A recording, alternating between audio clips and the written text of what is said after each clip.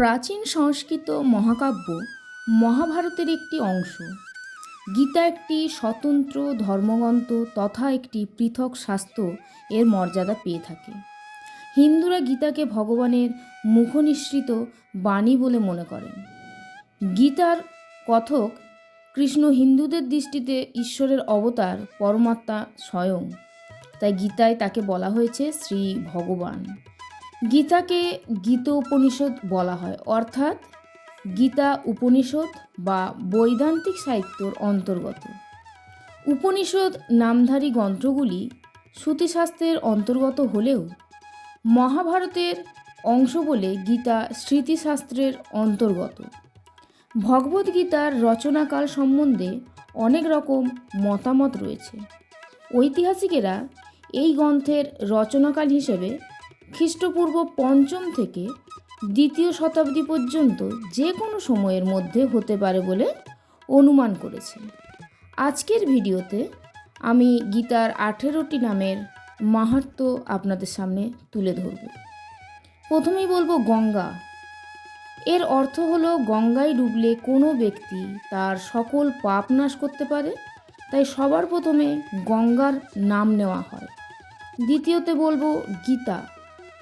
যে ব্যক্তি গীতা পাঠ করেন সেই মুহূর্তে তার সকল পাপ নাশ হয়, তাই এখানে গীতার কথা বলা হয়েছে। এরপরে বলবো সাবিত্রী। তিনি এতটাই সতী ছিলেন যে সে তার মৃত স্বামীর প্রাণ ফিরিয়ে এনেছিলেন, তাই এখানে সাবিত্রীর কথা বলা হয়েছে।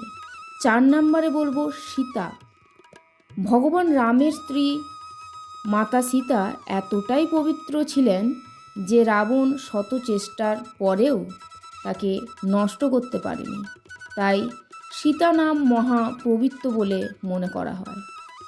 এরপরে ৫ নম্বরে বলবো সত্তা। সত্তা বলতে আমাদের আত্মার কথা বলা হয়েছে। আত্মা যেমন অমর, গীতাও তেমনি অমর। এরপর ৬ নম্বরে বলবো পতিব্রতা। পতিব্রতা বলতে ভগবানের প্রতি আনুগত্য থাকা, কারণ একমাত্র ভগবান সকলের প্রতি আর আমরা সকলেই তার পত্নী। এরপর ৭ নম্বরে বলবো ব্রহ্মা বলি। ব্রহ্ম শক্তি থেকে নির্গত শক্তিকে বলা হয় ব্রহ্মা বলি, যে শক্তির বিনাশ নেই। এরপর ৮ নম্বরে ব্রহ্মবিদ্যা। ব্রহ্মবিদ্যাকে আমরা ব্রহ্মাবলীর অনুরূপ বলতে পারি। এরপর ৯ নম্বরে বলবো ত্রিসন্ধ্যা। ত্রিসন্ধ্যা মানে হলো ৩ কালের সমষ্টি, যথা ইহকাল, বর্তমানকাল ও পরকাল। এরপরে ১০ নম্বরে বলবো মুক্তি গেহিনী। একমাত্র গীতা পাঠ করলেই মুক্তি পাওয়া সম্ভব, তাই এই নাম ব্যবহার করা হয়েছে। এরপর ১১ নম্বরে বলবো অর্ধমাত্রা। গীতায় ভগবান শ্রীকৃষ্ণ বলেছেন গীতার অর্ধক, তাই এই অর্থ ব্যবহার করা হয়েছে। এরপরে ১২ নম্বর চিতানন্দা। চিত জগতের যে আনন্দ, তাই চিতানন্দা। ১৩ নম্বরে ভবগ্নি। ভবযুক্ত অগ্নি। অগ্নি যেমন সোনাকে পুড়ে খাঁটি সোনায় পরিণত করে, ঠিক তেমনি গীতায় পারে আমাদের সকল পাপ দূর করতে। এরপর ১৪ নম্বর ভ্রান্তি নাশিনী। আমরা আমাদের চারপাশের জিনিস দেখে বিভ্রান্ত হই, আর একমাত্র গীতাই পারে আমাদের এই ভ্রান্তি নাশ করতে। এরপর ১৫ নম্বর হচ্ছে বেদত্রয়ী। ত্রিদেবের সমন্বয়ে গঠিত শক্তি হল বেদত্রয়ী। এরপরে ১৬ নম্বর হচ্ছে পরনন্দা। অপরের দোষ না দেখে তার ভালো দিক দেখার মধ্যে যে আনন্দ, গীতায় তার কথাই বলা হয়েছে। এরপর ১৭ আর ১৮ নম্বর তথাস্তু জ্ঞান মঞ্জুরি। গীতা পৃথিবীর সকল জ্ঞান বিজ্ঞানের আধার, তাই একে জ্ঞান মঞ্জুরি বলা হয়।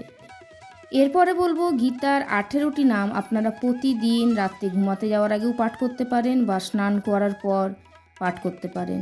গঙ্গা, গীতা, সাবিত্রী, সীতা, সত্যা, পতিব্রতা, ব্রহ্মাবলী, ব্রহ্মবিদ্যা, ত্রিসন্ধ্যা, মুক্তিগেহিনী, অর্ধমাত্রা, চিদানন্দা, ভবগ্নি, ভ্রান্তি নাশিনী, বেদত্রয়ী, পরানন্দা, তত্ত্বার্থ, জ্ঞান মঞ্জুরি। এই ১৮টি নাম আপনাদের সকল সমস্যা দূর হবে। জয় গীতার জয়।